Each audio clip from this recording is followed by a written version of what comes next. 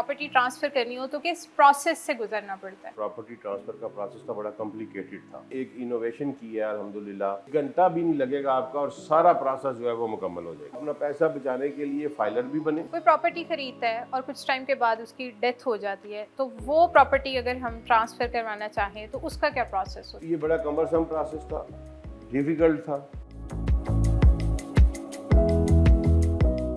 अगर आप पाकिस्तानी हैं या ओवरसीज है, प्रॉपर्टी ट्रांसफर करवाने का क्या प्रोसीजर है? अगर प्रॉपर्टी ऑनर की डेथ हो जाती है तो उसके बाद शेयर्स कैसे डिवाइड हो सकते हैं? और अगर आपको प्रॉपर्टी ट्रांसफर करवाने में किसी भी किस्म का धोखे का सामना हुआ है तो आप कंप्लेन कहां पे रजिस्टर करवा सकते हैं? इन सब सवालों के जवाब इस वीडियो में एडिशनल कमिश्नर अब्दुल आरिफ ने बताए हैं, तो इस वीडियो को एंड तक लाजमी देखें। किसी ने भी प्रॉपर्टी ट्रांसफर करनी हो तो क्या रिक्वायरमेंट होती है, कौन से डॉक्यूमेंट्स चाहिए होते हैं, किस प्रोसेस से गुजरना पड़ता है? प्रॉपर्टी ट्रांसफर का प्रोसेस तो बड़ा कॉम्प्लिकेटेड था। बंदा जो अपनी प्रॉपर्टी बेचना चाहता था, सबसे पहले वो पटवारी के पास जाता था। वहां से वो अपना फर्द यानी सर्टिफिकेट लेता था कि ये मालिक है भी कि नहीं है।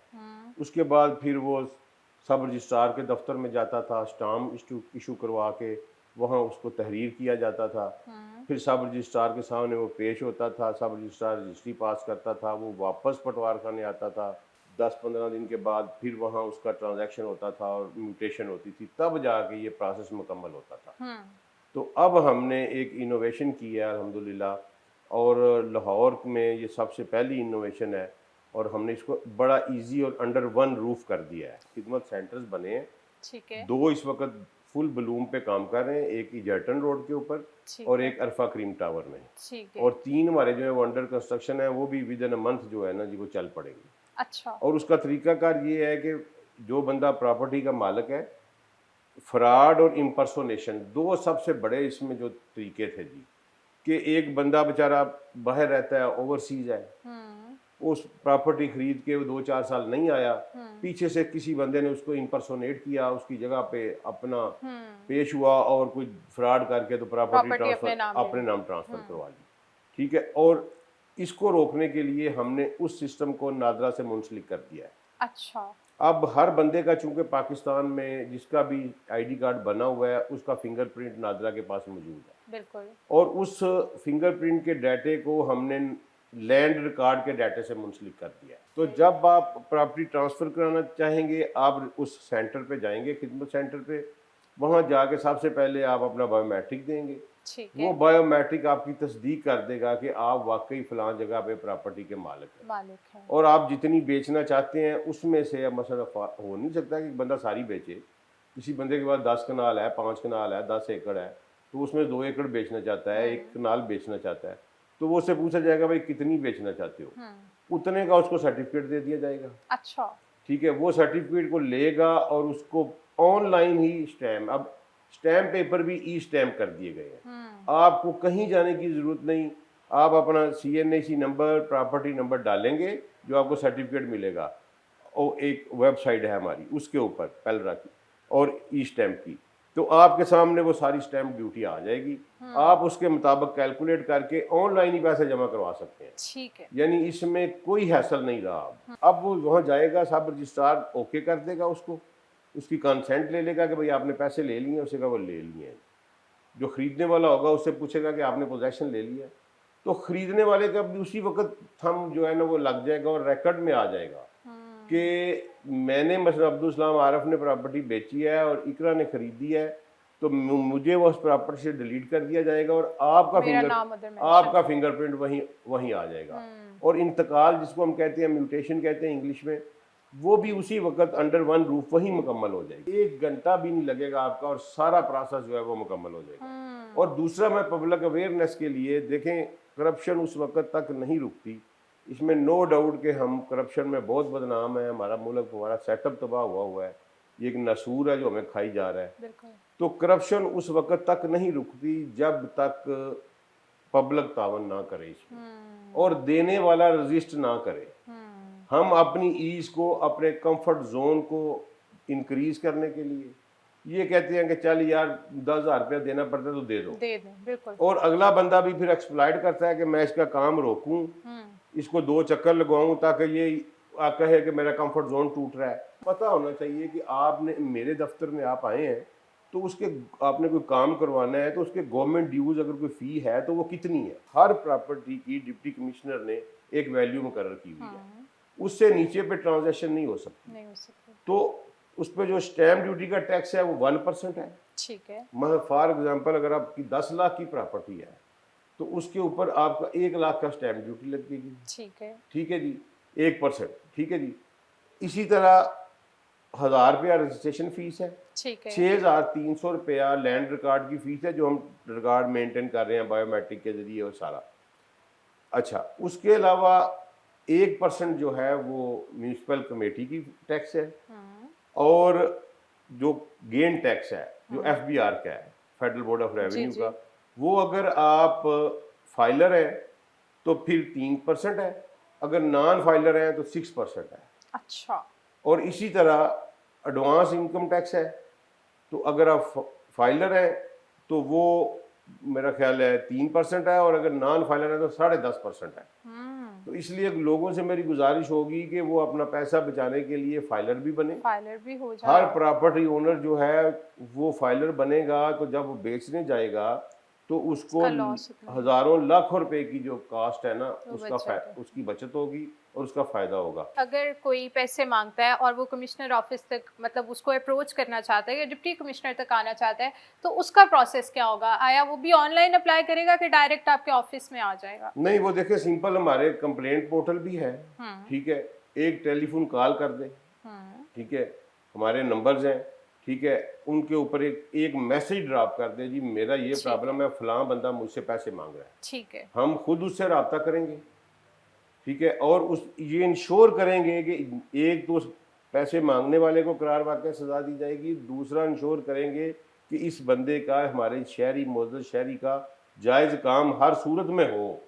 हम मुमकिन बनाएंगे उसका काम, ये हमारी ड्यूटी है। लाहौर में आपके 2 खिदमत मरकज़ जो हैं वो बड़ा काम कर रहे हैं, तो आया ये जो इम्प्लीमेंटेशन है जस्ट लाहौर में हुई है कि बाकी सिटीज़ में भी पंजाब नहीं, के हो ये गए? पूरे पंजाब का प्रोजेक्ट है। ठीक है जी, पूरे पंजाब में ये कहीं हो चुका है, कहीं होने वाला है। ठीक है। ठीक है, लेकिन लाहौर इस हवाले से, क्योंकि लाहौर में पंजाब की सबसे महंगी प्रॉपर्टी है, सबसे वैल्यूएबल प्रॉपर्टी है, और थर्स्ट बहुत ज़्यादा है। प्रॉपर्टी ट्रांजैक्शंस जो हैं ट्रांसफ़र की वो दूसरे तमाम अजला से मल्टीपल हैं यहाँ पे, तो इसलिए हमने लाहौर को प्रायोरिटाइज किया है। ओवरसीज़ की आपने बात की कि ओवरसीज़ की ज़मीनों के साथ पहले जो है वो फ्रॉड कर दिया जाता था, तो मुझे ये बताइएगा कि अगर कोई बाहर है और वो यहाँ पे ज़मीन खरीदता है तो वहाँ से यहाँ तक बायोमेट्रिक का क्या सिनेरियो होता है कि मतलब वो अगर वहाँ से ज़मीन खरीदता है और वो पाकिस्तान नहीं आ पाता तो क्या गारंटी है कि उसके साथ फ्रॉड नहीं हो सकता? अगर मैं इंग्लैंड में हूँ तो मैं यहाँ के अपने किसी भाई को कहता हूँ कि यार मेरी प्रॉपर्टी खरीद के तो मेरे नाम पे करवा दो। ठीक है, तो उसने मेरे नाम पे करवा दी, मेरे ID कार्ड के नंबर पे वो चढ़ गई।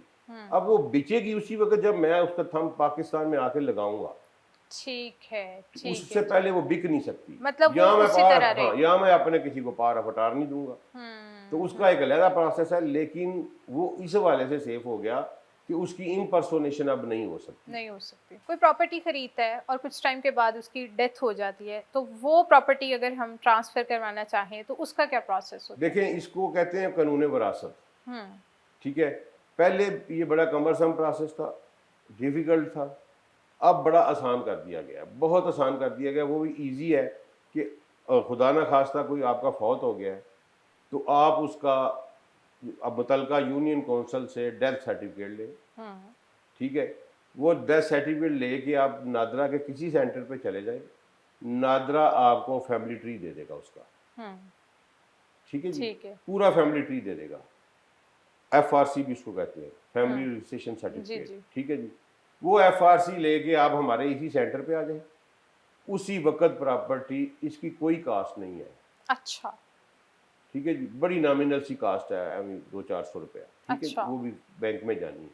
इसके अलावा इसकी कोई कास्ट नहीं है। जो आप लीगल हेयर्स, मतलब फॉर एग्जांपल मेरी वालदा फौत हुई है तो उनके नाम पे जो प्रॉपर्टी है, मैं जाऊंगा नादरा में, वहाँ मैं उनका फैमिली रजिस्ट्रेशन सर्टिफिकेट लूँगा, वो नादरा उस पर लिखा होगा कि इनके इतने बच्चे हैं, और वहाँ मैं जो पाकिस्तान में कानून नाफज है, कानून वरासत, उसके मुताबिक मेरे बहन भाइयों का शेयर जो है ना वो मैं वहाँ लेके जाऊँगा FRC, तो वो ऑटोमेटिक वो शेयर बन जाए। अगर यहाँ किसी किस्म की कोई रुकावट आए तो डोंट पे इलीगल रिश्वत। एक घर है, ठीक है, लेकिन वो घर 3-4 लोगों के नाम है, ठीक है। अब ऐसी प्रॉपर्टी को अगर ट्रांसफर करवाना हो तो उसका क्या प्रोसीजर होता है? देखिए वैसे तो ये है कि every person has the right to obtain and sell the property of his own share, ठीक है।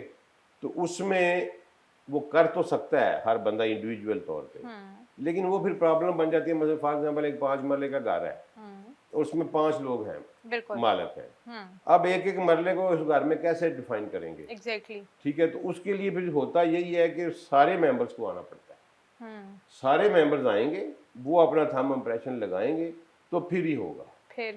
और अगर उनमें से एक कोई नहीं अपना होता, शेयर बेचना चाहता है अब तो वो बेच सकता है, लेकिन उसकी फिर फर्दर कॉम्प्लिकेशन डेवलप हो जाती है ना। मसलन आपका 5 मरले का घर है, तो मैं उसमें से आधा मरला खरीद लूँ, तो आप मुझे टॉयलेट देंगी, बाथरूम देंगी कि गराज देंगी, कहाँ बैठाएंगी मुझे? ठीक है, तो वो फिर इस कॉम्प्लिकेशन को बचने के लिए वो अपने शेयर होल्डर को तो कर देते हैं लोग। मतलब मैं और आप शेयर होल्डर हैं एक प्रॉपर्टी में, तो मैंने अपना हिस्सा आपको कर दिया, वो कोई इशू नहीं। लेकिन जो छोटी इंडिविजुअल प्रॉपर्टीज होती हैं वो फिर सब इकट्ठी बिकती हैं और सबको आना पड़ता है। 3 मेंबर्स हैं जिनके नाम पे एक घर है 5 मरले का, और उनमें से एक हयात ही नहीं है, और उसके आगे विरासत वाले लोग स्टार्ट हो गए हैं। और वो जो जिस दिन बंदा फौत हो गया ना, उस दिन उसका राइट ऑफ प्रॉपर्टी खत्म हो गया। उसके बाद उसके लीगल एयर्स आएंगे, ठीक है। और वो कानून ने डिटरमिन किए हुए हैं कि औलाद, बेटा है इतना मिलेगा, बेटी को इतना मिलेगा, बेवा को इतना मिलेगा। औलाद नहीं है, बीवी भी नहीं है, तो कहाँ जाएगी वो प्रॉपर्टी? भाइयों को जाएगी, बहनों को जाएगी। लाइकवाइज वो डिफरेंट किस्म की कैटेगरीज है, लेकिन एज लॉन्ग एज द बंदा डेड हुआ, उसी वक्त उसका राइट ऑफ प्रॉपर्टी खत्म हो गया। तो फिर जो 2 ऑनर्स होंगे वो भी उस प्रॉपर्टी को ट्रांसफर कर सकते हैं या बेच सकते हैं या जो भी करना चाहें, लेकिन उसका हिस्सा नहीं बेच सकेंगे। उसका आगे विरासत में जाएगा। उसके विरासत के जो लीगल एयर्स होंगे वही है। बेचेंगे, जो उसके जायज वारसान होंगे कानूनी तौर पर, जिनको हम लीगल एयर्स कहते हैं, वही बेचेंगे। ठीक है, कोई और नहीं बेच सकता।